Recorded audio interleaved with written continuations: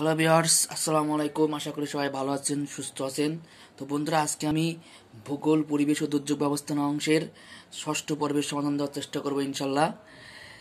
যে বায়ু পৃথিবীর চাপ বলয় দ্বারা নিয়ন্ত্রিত হয়ে সারা বছর একই দিকে প্রবাহিত হয় তাকে কি বলে? যে বায়ু পৃথিবীর চাপ বলয় দ্বারা নিয়ন্ত্রিত হয়ে সারা বছর একই দিকে প্রবাহিত হয় তাকে বলা হয় নিয়ত বায়ু, অয়ন বায়ু, প্রত্যয়ন বায়ু নাকি মৌসুমী বায়ু, তাকে বলা হয় নিয়ত বায়ু। সার্ক আবহাওয়া গবেষণা কেন্দ্র কোথায় অবস্থিত? সার্ক আবহাওয়া গবেষণা কেন্দ্র SMRC অবস্থিত ঢাকা, বাংলাদেশ। পার্বত্য ও মরু অঞ্চলে সূর্যের তাপ কমার সাথে সাথে বায়ু শীতল হতে থাকে, তাই রাতের বেলায় নিচের কোনটি ঘটে? পার্বত্য ও মরু অঞ্চলে সূর্যের তাপ কমার সাথে সাথে বায়ু শীতল হতে থাকে, তাই রাতের বেলায় নিচের কোনটি ঘটে? শীত বাড়ে।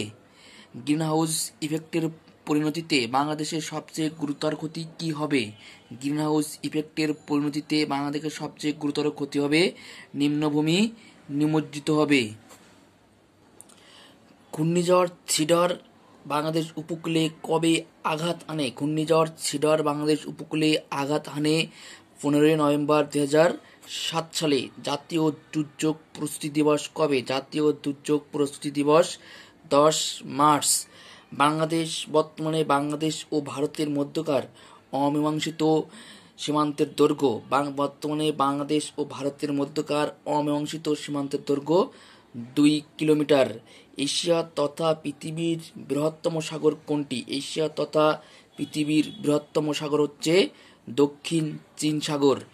আফ্রিকা ও ইউরোপকে বিভক্ত করেছে কোন প্রণালী? আফ্রিকা ও ইউরোপকে বিভক্ত করেছে কোন প্রণালী? জিব্রাল্টার প্রণালী। বাংলাদেশে বন্যার মৌসুম কোনটি? বাংলাদেশে বন্যার মৌসুম হচ্ছে আগস্ট এবং সেপ্টেম্বর। আলো প্রতি সেকেন্ডে কত কিলোমিটার পথ অতিক্রম করে? আলো প্রতি সেকেন্ডে 3 লক্ষ কিলোমিটার পথ অতিক্রম করে। লাইন অফ কন্ট্রোল কোথায় অবস্থিত? লাইন অফ কন্ট্রোল অবস্থিত কাশ্মীরে।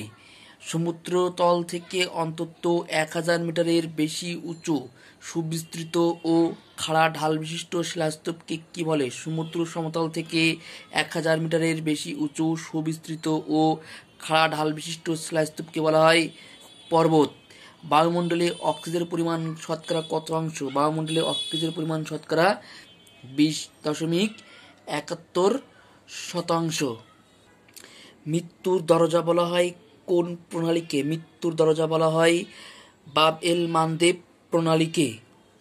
পরিবেশের ভারসাম্য রক্ষায় বনভূমি থাকা প্রয়োজন 25%। প্রশ্ন হলো, বাংলাদেশে বর্তমানে বনভূমির পরিমাণ শতকরা কত শতাংশ? পরিবেশের ভারসাম্য রক্ষায় বনভূমি থাকা প্রয়োজন 25%। প্রশ্ন হলো, বাংলাদেশে বর্তমানে বনভূমির পরিমাণ 17%।